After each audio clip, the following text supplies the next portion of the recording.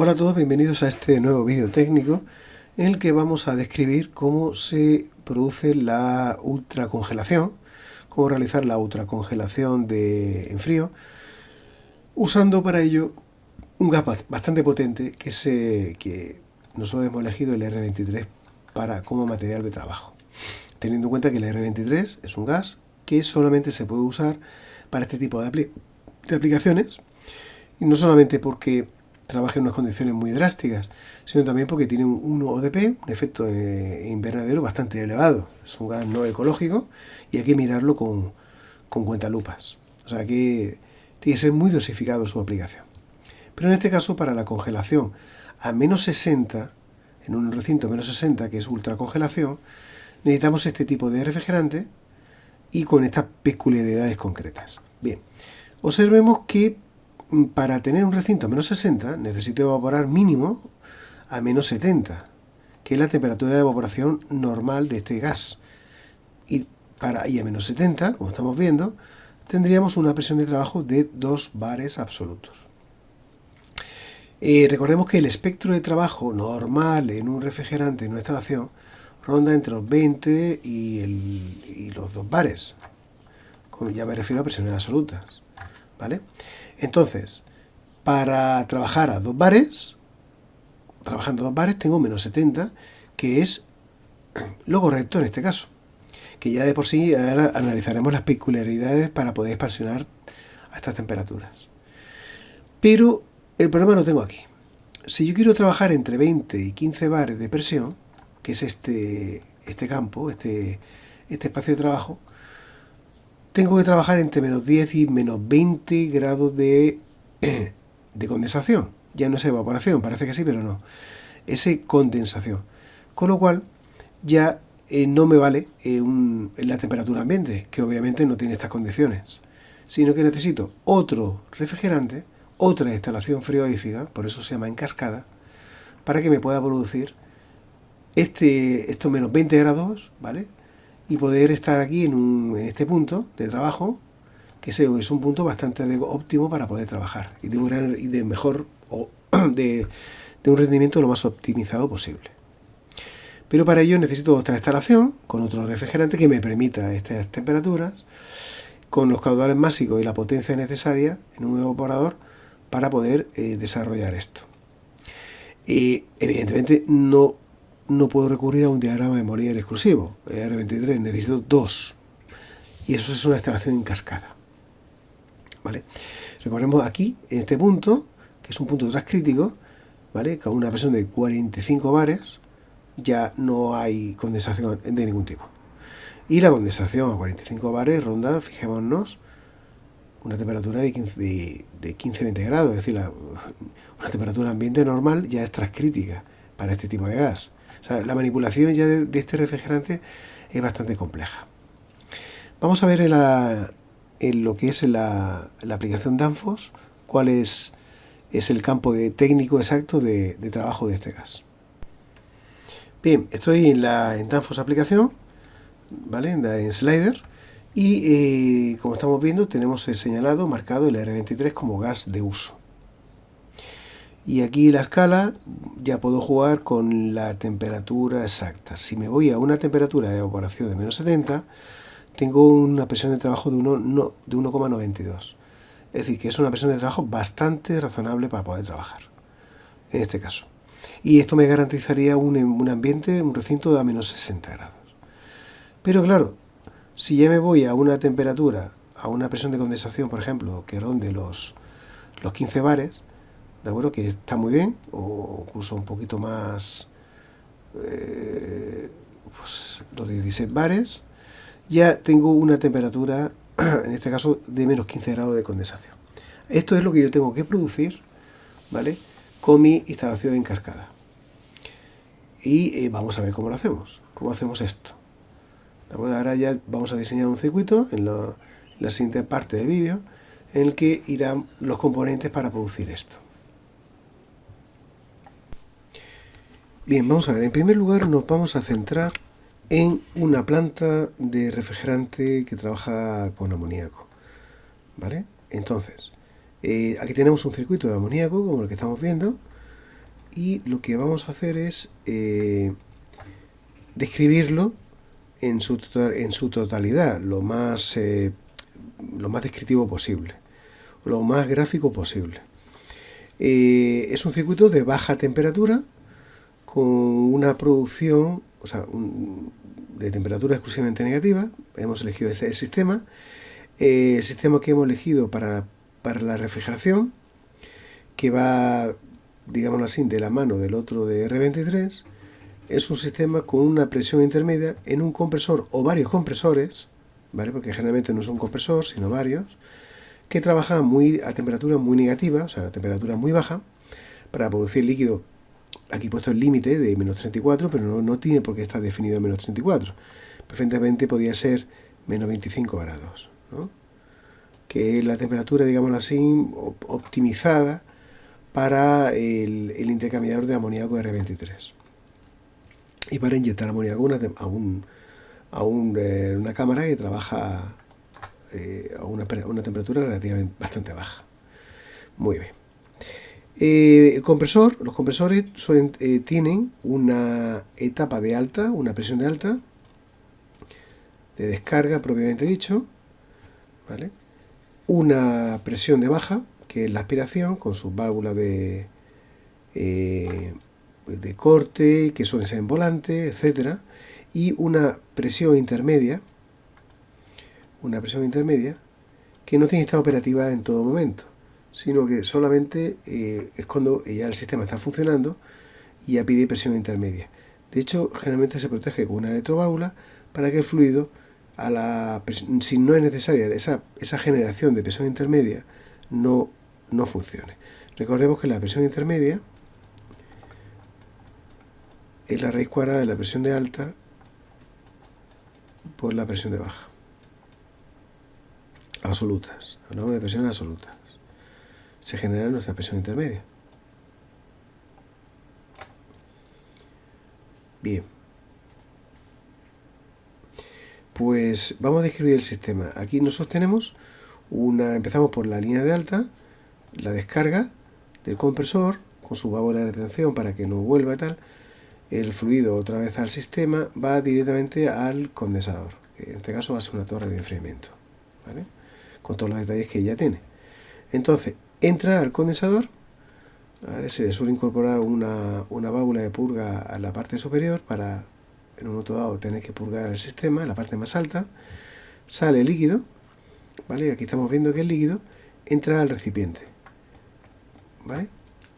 Y de la parte inferior del recipiente, la parte donde, de la parte inferior, cuidado, de la parte donde siempre haya garantizado una cantidad de líquido, ¿de acuerdo?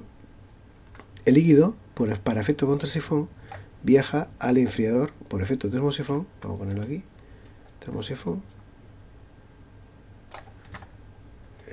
termosifón, ¿vale? El líquido entra al enfriador de aceite, ¿vale? Y una vez ya que mantenga la temperatura de aceite a unos 50 grados aproximadamente, que es como retorna al sistema de lubricación y mantenimiento de la estanquidad del compresor, pues vuelve otra vez, o bien vuelve al recipiente de líquido, se le deja la ventana abierta que vuelva al recipiente de líquido, porque el líquido está un poquito más caliente, y si es necesario, que suele serlo, fijémonos que vuelve al condensador y nosotros diremos, bueno, pues si hay presión de descarga, ¿cómo puede volver? Bueno, pues aquí hay un efecto, ¿vale? Que se llama efecto Venturi. Se diseña la tubería para que por efecto Venturi entre el aceite sin ningún tipo de problema arrastrado por la presión del circuito de alta, ¿vale? Entonces entraría sin ningún tipo de problema, no aceite, he dicho refrigerante o líquido en estado caliente, para que vuelva otra vez a enfriarse dentro del condensador evaporativo, junto con la presión de descarga, que es vapor caliente, bastante más caliente que el líquido que ha pasado por el enfriador de aceite. Pero claro, en esas condiciones de enfriamiento, si no pasa por el condensador, ¿de acuerdo? Pues entonces terminará calentándose muchísimo y perderá su efectividad. Habría que subenfriarlo demasiado. Entonces, para poder mejorar esa temperatura, tiene que pasar otra vez por el condensador, ¿vale? a lo mejor no toda la cantidad, pero sí una importante, y entra, no tiene otra forma que entrar por efecto Venturi, ¿vale? Bien, una vez ya condensado, pasa al recipiente, etcétera. Se cierra el circuito. Seguimos con la línea de líquido. La línea de líquido pasa, pues como cualquier otro funcionamiento, por otro elemento de frío, por una electroválvula y un sistema de expansión, sistema de modulación, más que expansión, de modulación controlada de la cantidad de amoníaco, y entra a un separador de intermedia. Este objeto, este material, este elemento, es muy significativo y está en prácticamente todas las instalaciones. En este caso es uno vertical, ¿de acuerdo? Y su misión, la misión que tiene es, se decanta, entra, el amoníaco se está en estado líquido, ¿vale? Se enfría en este depósito porque recordemos que está sometido a la aspiración del compresor por la presión intermedia que se genera en el mismo compresor, ¿vale? Entonces esa presión, esa aspiración en el lóbulo intermedio, en una zona intermedia del compresor que se genera, ¿vale? A esta presión es absorbido desde el separador, se enfría el líquido a esa presión intermedia, pongamos una temperatura de menos 10 grados aproximadamente, ¿vale? Y entra, o sea, hay una electroválvula que lo corta y una válvula de regulación que va administrando la cantidad de amoníaco que va a entrar al separador de líquido, que puede ser de menos 35 o menos 25. Vale, yo he puesto aquí, como hemos dicho antes, una temperatura extremadamente baja. Este separador, cuando entra el refrigerante, se nutre de la presión de aspiración de succión del evaporador, o sea, perdón, del compresor, que es baja, que es una presión correspondiente a una temperatura de menos 25 grados, en este caso, o menos 35, la que sea, pero baja, la presión baja, la tercera presión de trabajo del mismo. ¿Qué es lo que pasa? Que en la decantación del amoníaco lo que tenemos es una cantidad de líquido muy fría, que es bombeado por medio, hay que bombearlo, lo correcto sería bombeado hacia los servicios. Ahora vamos a verlo. Entonces, nosotros tenemos aquí el amoníaco, aquí tanto el separador intermedia, que es necesario para generar esa presión intermedia y la eficiencia, por lo tanto, en el sistema, porque este compresor, este sistema final, es un sistema de 2 etapas que necesita que haya una etapa intermedia para mejorar la producción de frigorífica. Asimismo, tenemos la válvula decantadora de aceite, que es una operación de mantenimiento que está en todo depósito donde se acumula líquido refrigerante. En la parte inferior se decanta ese aceite y hay que evacuarlo. Bien, el sistema de bombeo está reflejado de una manera sencilla, ¿vale?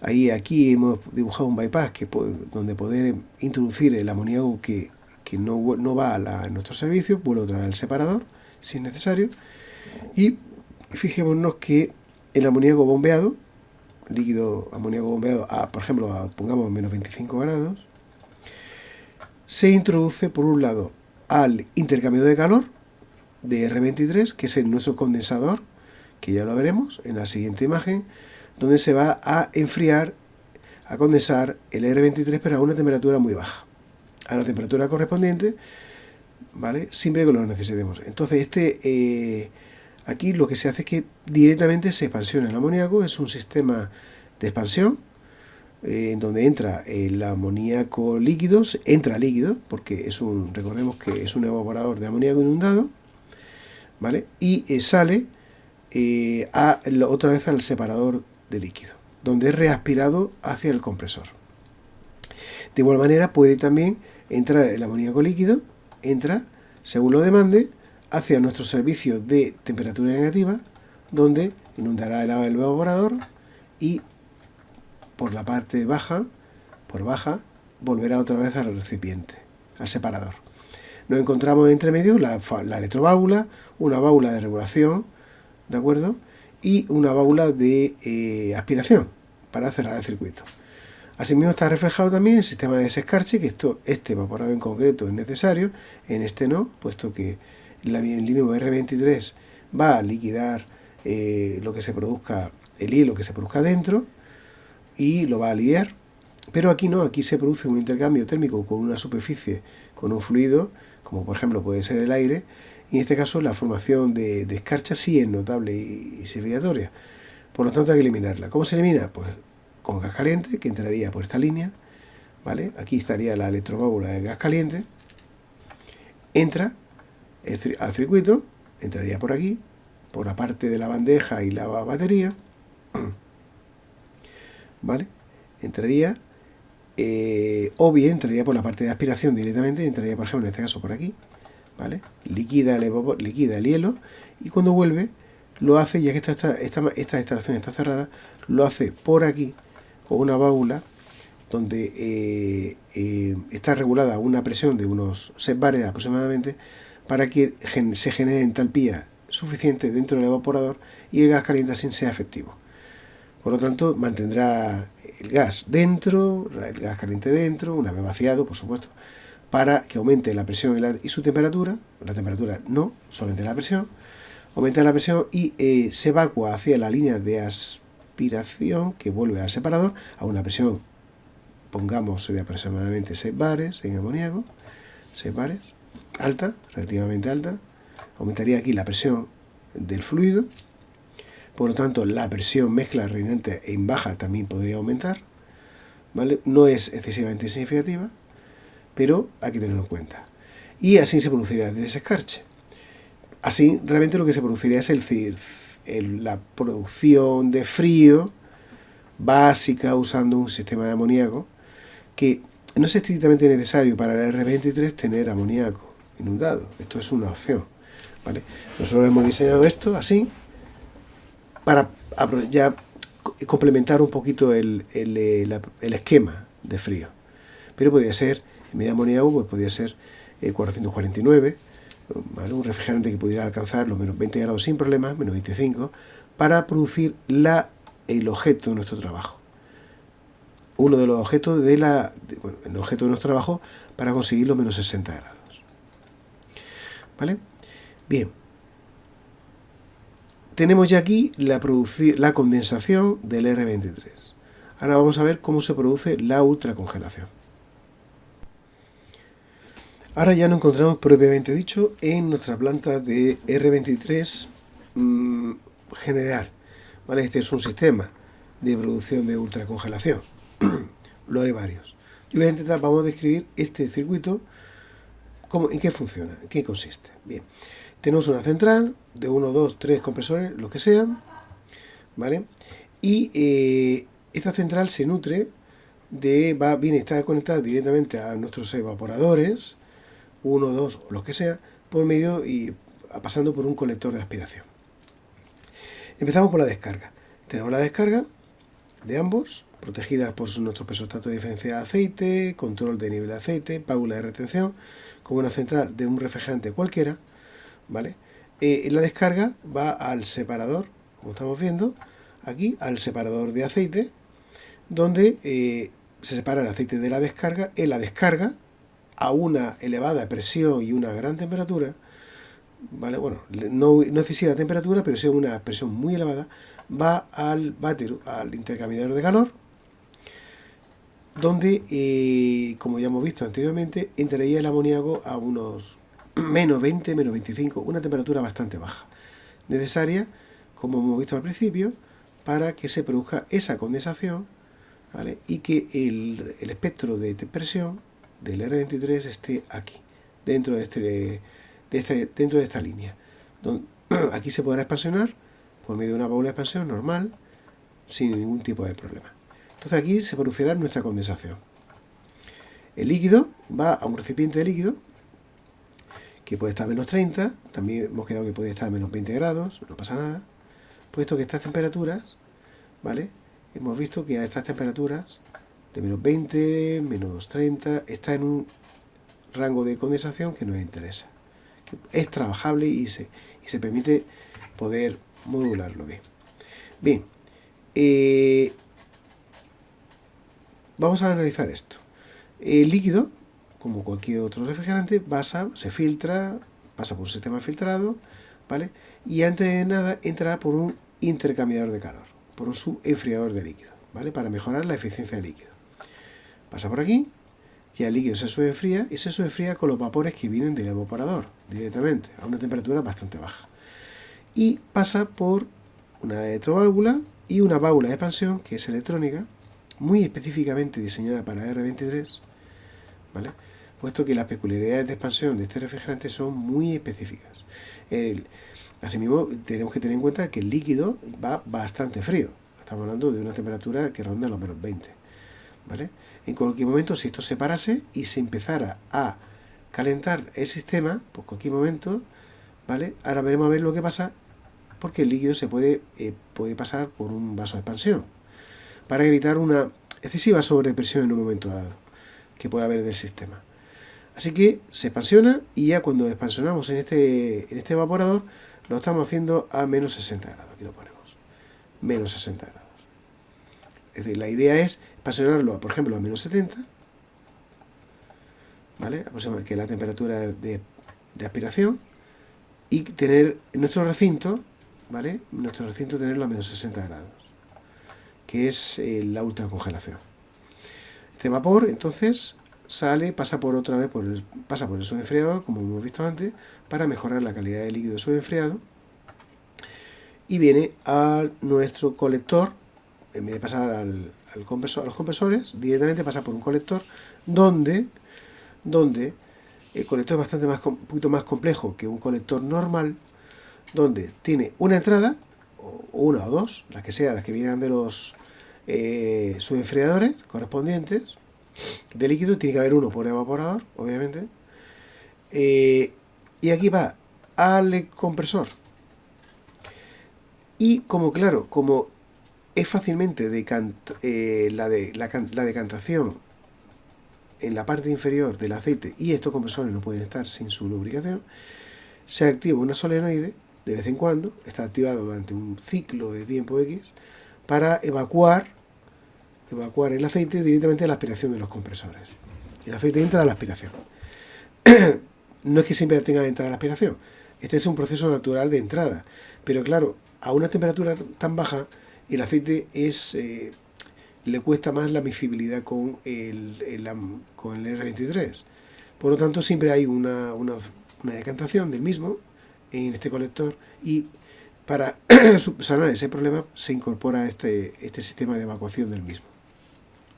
Así que el aceite que viene por aquí, viene al sistema de recuperación de aceite, al compresor, al cárter, ¿vale? Que es su sitio, va a venir por el separador, o bien por la aspiración normal y corriente, mezclado con el gas, como cualquier otro refrigerante.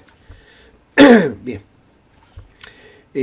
Nos encontramos entonces con que, ya hemos prácticamente descrito el aceite. Aquí hay otra notoriedad, y es que aquí también la acumulación de aceite dentro de este separador, de vez en cuando hay una cantidad de aceite ya almacenada que no entra al compresor, porque está parado o porque está ya con su límite de aceite, puede ser decantado, ¿vale? Para evitar que se acumule aquí, se decanta hacia un lado de menos presión, de alta presión a baja presión.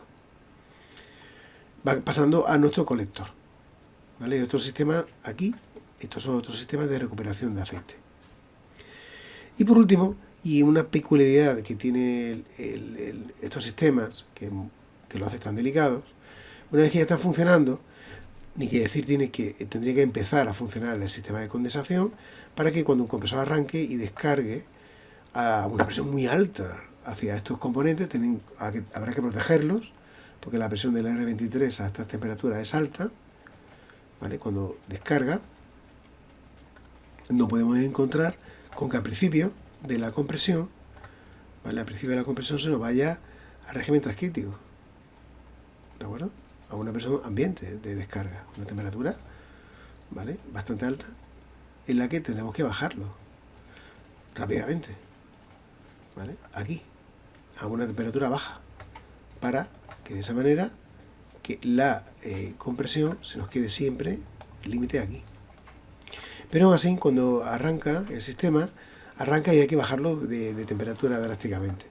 Siempre todos estos procesos, cuando también hay periodos de parada, etcétera, se puede, el líquido, una vez que empieza a bajar de menos 10 grados, puede haber problemas en la expansión de la dilatación del refrigerante. Y para eso se le incorpora un depósito de expansión, vertical o horizontal, que está diseñado para que este líquido pueda trabajar a menos 10 grados. Si está a menos 10 grados, a esta temperatura, ¿vale?, la presión se considera que ya es bastante alta. Empezamos a entrar en un sistema, perdón, en un ambiente de presión alta.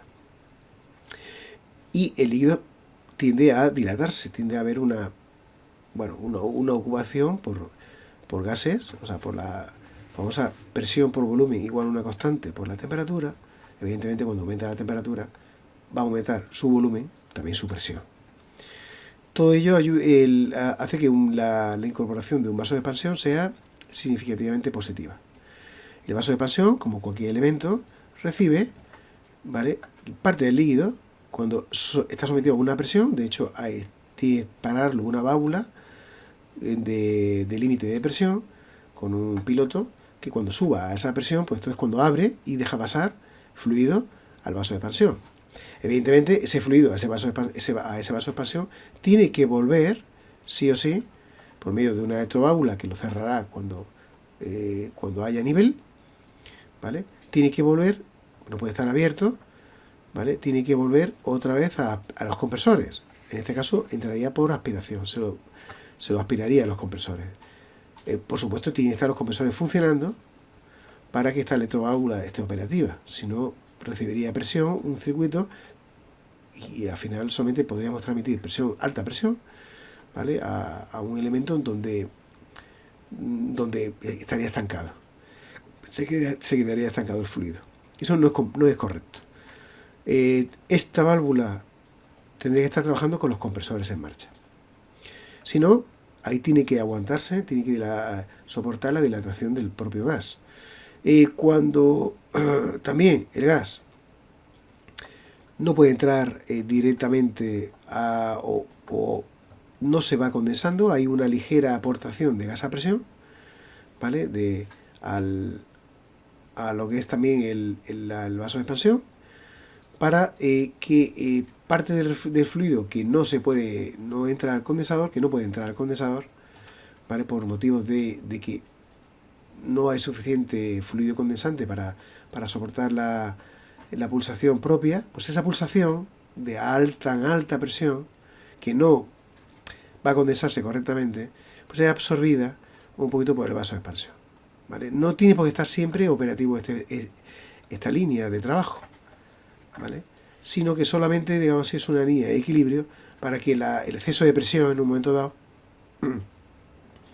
pues sea mitigado por un sistema de expansión, por un vaso de expansión. No un sistema de expansión, sino un vaso dilatador, ¿vale? Esto es, digamos así, el punto más interesante de este tipo de instalaciones, más complejo de entender, puesto que lo que se pretende no es que pase descarga otra vez al vaso de expansión y aspiración, sino que las sobrepresiones que se puedan producir en un momento dado, que no puedan ser condensadas, pues sean reabsorbidas y vueltas otra vez al circuito de compresión. Evidentemente, esto hará que aumente la presión de baja, la aspiración y la ineficacia del sistema. No debe estar siempre operativo. Además, de hecho, se limita a que a partir de una presión de menos 10, ¿vale?, y no está siempre operativo, no es operatividad constante, sino que solamente cuando es necesario, para que el sistema funcione correctamente. Lo ideal es que se condense sin problemas aquí el R23, y esto es un circuito en cascada, ya lo hemos dicho, y el funcionamiento del líquido sea el que hemos hablado, normal y corriente. Gracias a esta expansión de aquí, del refrigerante, pues ya vamos a poder conseguir los menos 70 grados de evaporación y menos 60 en nuestro recinto, que es el objeto de este proyecto. Bien, eso es todo para este vídeo. Muchas gracias por vuestra atención. Recuerda que si tenéis alguna cuestión sobre algún tema, pues no dudéis en consultarla, que la intentaremos resolver lo antes posible. Así pues, también os agradecería mucho que compartierais este vídeo y por supuesto nos vemos en el siguiente. Hasta pronto.